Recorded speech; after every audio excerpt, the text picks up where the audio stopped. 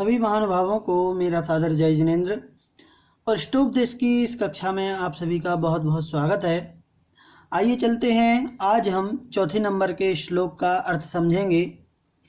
इसके पहले हमने 3 श्लोकों का अर्थ समझ लिया है। इस श्लोक के विषय में विशेष चर्चा हम आगे करेंगे। यहाँ पर सिर्फ हम शब्दशः अर्थ समझने का प्रयास करते हैं। तो आइए सबसे पहले शुद्धोच्चारण कर लेते हैं। तो आप भी साथ साथ में बोलते जाइएगा। यत्र भावः शिवं दत्ते द्यौः द्यौः कियद्दूरवर्तिनी। क्या है यहाँ? कियद्दूर आधा दा है। कियद्दूरवर्तिनी वर्तिनी यो नयत्याशु गव्यूतिम क्रोशार्धे किम स सीदति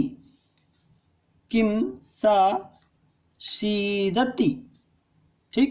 अब इसको अपन लयबद्ध तरीके से, यत्र भावः शिवं दत्ते द्यौः कियद्दूरवर्तिनी यो नयत्याशु गव्यूतिं क्रोशार्धे किं ससीदति। अब यहाँ पर ती को बड़ी नहीं कर देना है, सीदति। ठीक है। अब चलिए अर्थ समझते हैं इसका शब्दशः। यत्र का अर्थ तो वैसे जहां होता है, मैं आपको बता दूं। यत्र मतलब होता है जहां, लेकिन यहाँ पर जो अर्थ लिया गया है, हालांकि जहां से भी हम अर्थ लगा सकते हैं, लेकिन जो अर्थ लगाएंगे तो सीधा पहुंच जाएंगे। जो भावः मतलब परिणाम या भाव, शिवम मोक्ष को, दत्ते देते हैं, द्यौः मतलब स्वर्ग, कियत् दूरवर्तिनी, कियत् मतलब कितना, दूरवर्तिनी दूर वाला या दूरवर्ती है। ठीक है। यो मतलब जो, एक्चुअली ये यहाँ पर यह है, यह, लेकिन ये संधि हुई है ना के कारण से, तो विसर्ग का यो हो गया। ठीक है। यह मतलब होता है जो। नयत्याशु, नयत्याशु इसका भी संधि विच्छेद करेंगे हम, तो क्या बनेगा? संधि विच्छेद करेंगे तो बनेगा नयति प्लस आशु। यहाँ पर भी यण संधि हुई है, यहाँ पर ई और यहाँ पर आ। ई की जगह पर या हो गया और ये आ मिल गया तो बड़ा या हो गया, नयत्याशु, और ये आधा ता रह गया। ठीक, ये हो गया नयत्याशु। इसका अर्थ क्या होता है? नयति, नयति मतलब ले जाता है। ठीक है। और आशु, आशु मतलब शीघ्र, जल्दी। गव्यूतिम, गव्यूतिम मतलब 2 कोश।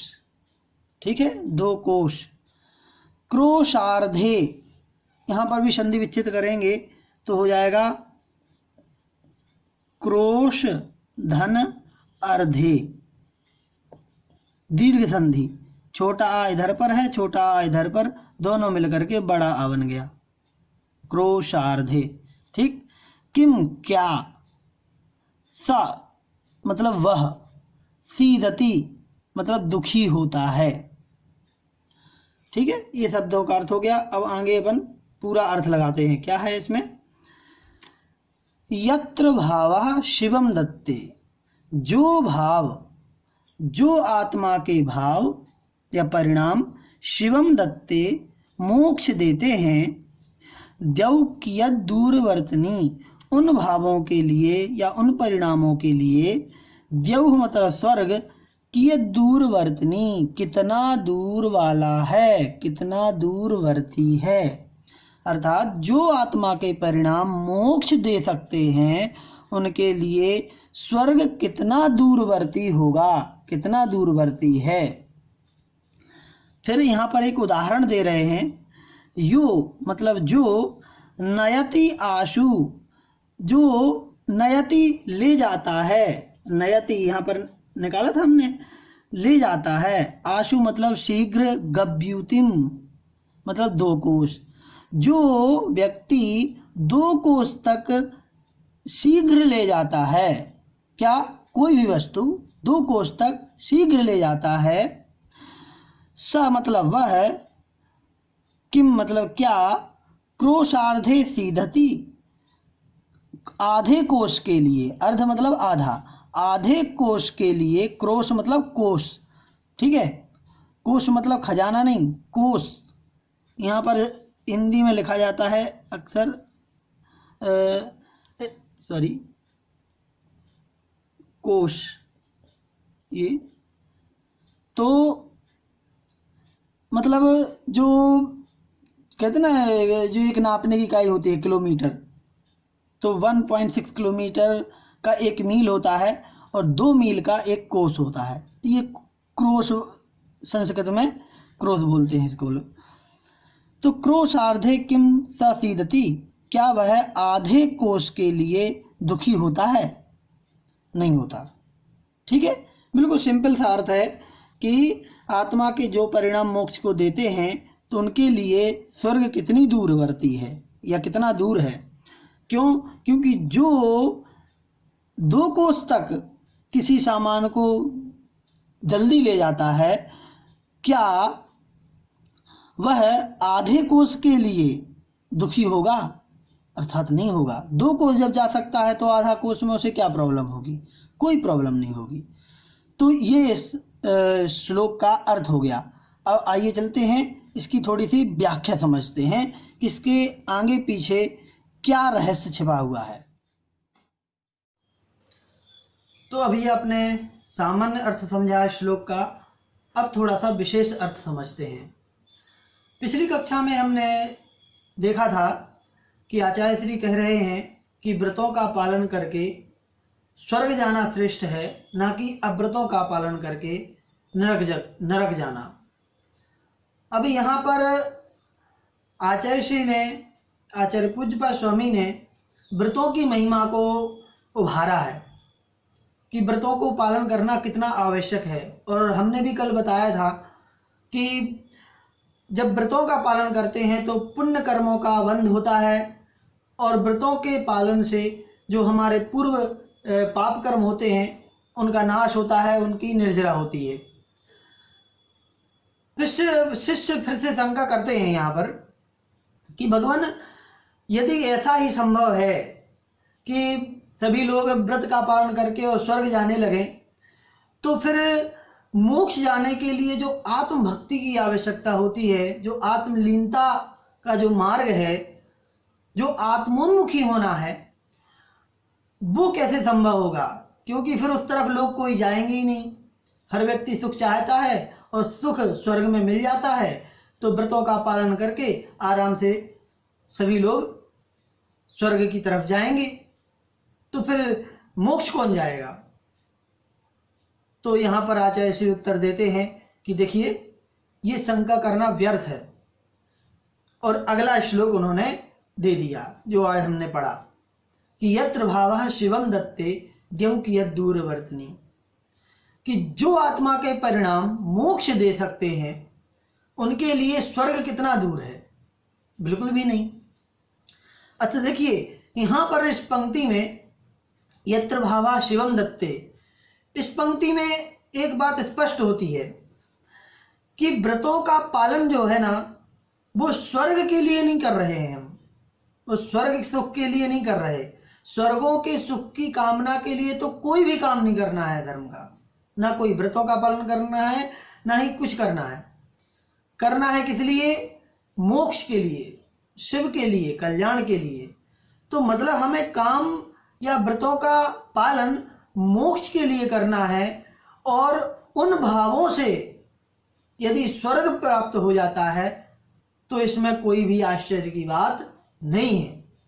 जैसे उदाहरण भी दिया यहाँ पर कि जो व्यक्ति 2 कोस तक चल सकता है, किसी वस्तु को ढोकर के ले जा सकता है, यदि उससे आधे कोस जाने के लिए कहेंगे तो वो क्या दुखी होगा?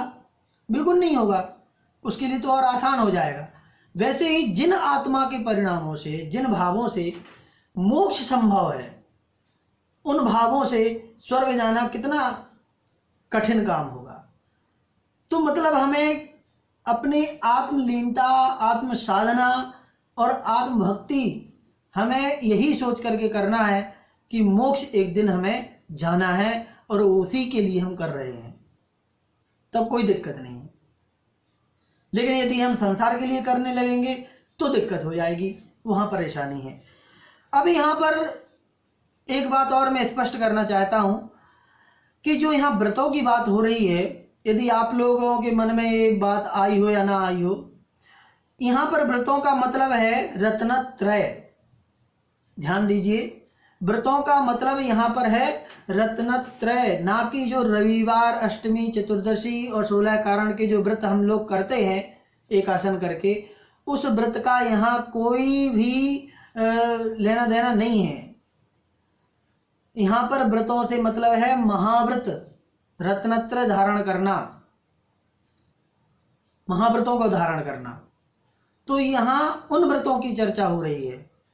और सम्यक दर्शन, सम्यक ज्ञान के साथ जो चारित्र होता है वही सही मायने में व्रत कहलाता है। और व्रत किसे कहते हैं, इसकी परिभाषा के लिए आचार्य उमा स्वामी महाराज ने तत्वार्थ सूत्र जी के 7वें अध्याय में एक सूत्र दिया है कि हिंसा नृतस्तेया ब्रह्म परिग्रहेभ्यो विरतिर्व्रतम। क्या इसका मतलब हुआ कि हिंसा, झूठ, चोरी, कुशील, परिग्रह, इन 5 पापों से विरति मतलब दूर होने का नाम व्रतम, व्रत है। 5 पापों से सर्वथा दूर हो जाना ये महाव्रत कहलाता है, इसका नाम व्रत है। और इनसे दूर नहीं होना अर्थात 5 पापों को हमेशा करते रहना अव्रत कहलाता है। पाप अव्रत हैं और पापों से दूरी बना लेना व्रत कहलाता है। तो यहां पर जो आचार्य श्री का कहने का आशय है वो ये है कि रत्नत्रय को धारण करके, 5 महाव्रतों को धारण करके हम यदि मोक्ष की साधना करते हैं, भले पंचम काल में मोक्ष नहीं है, लेकिन यदि मोक्ष की साधना करते हैं, मोक्ष का उद्देश्य लेकर के कार्य करते हैं, तो हमारे लिए स्वर्ग जाना कोई भी बड़ी बात नहीं हो सकती। 1-2 बातें और यहां पर हमको समझ लेना चाहिए कि व्रतों को धारण करना जरूरी क्यों है। सबसे पहली बात तो यह है कि व्रतों से, जो हमने पहले भी बताया था, निर्जरा जो है, निर्जरा सबसे बड़ा कारण है। जितने बड़े व्रत होते हैं उतने ज्यादा निर्जरा होती है। यदि हम व्रतों का पालन नहीं कर रहे हैं, अर्थात हमने महाव्रत ग्रहण नहीं किए हैं, तो हम केवल पुण्य का बंद करते रहेंगे और कभी कभार ही हमारे कर्मों की निर्जरा होगी। लेकिन यदि हम महाव्रत धारण करते हैं तो प्रति समय असंख्यात गुणी निर्जरा होती है मुनि महाराज के, जो 6वें गुण स्थान वर्ती होते हैं। तो व्रतों को धारण करने से लाभ ही लाभ है, हानि बिल्कुल नहीं है।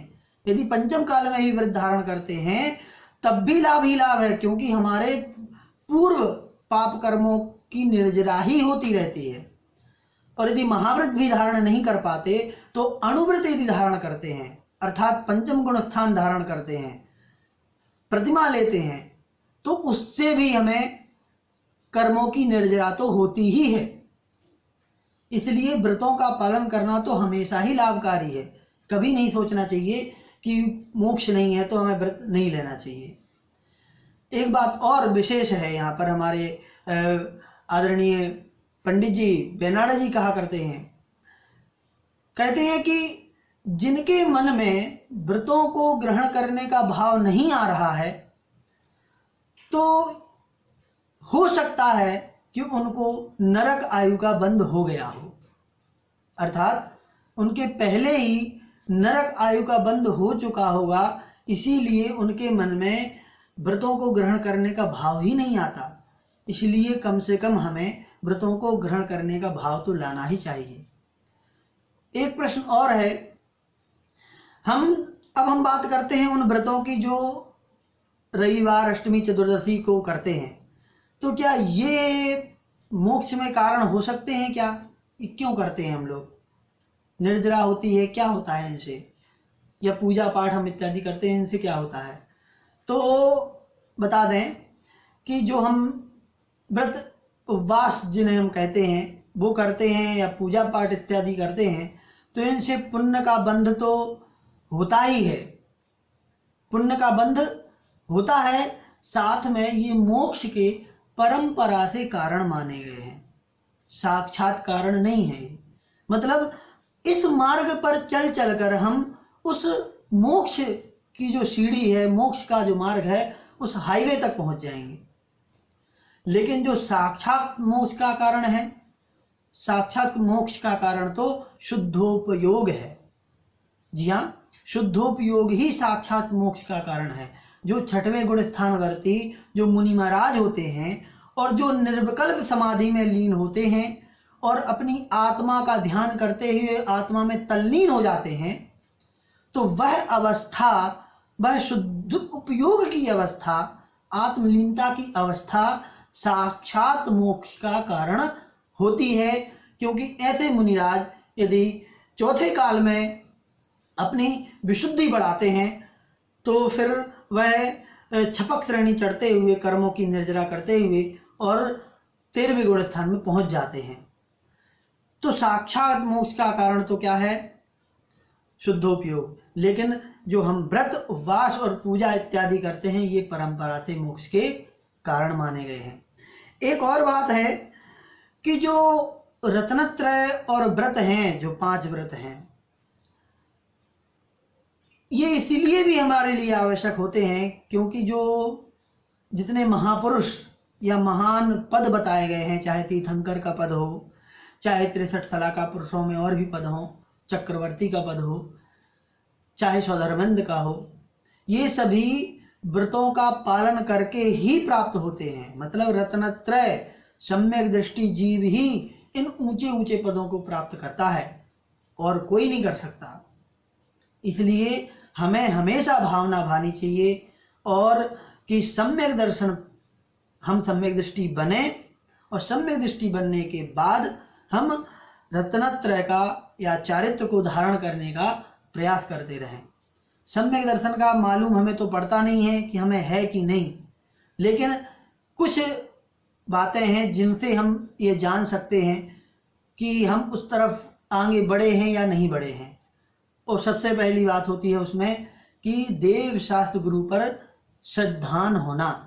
यदि देव शास्त्र गुरु पर श्रद्धान है तो फिर, और कुदेवों से हमारी दूरी है, तो फिर हमें समझना चाहिए कि हम सम्यक दृष्टि हैं और अपने आप को मान करके और आगे व्रतों की तरफ बढ़ना चाहिए।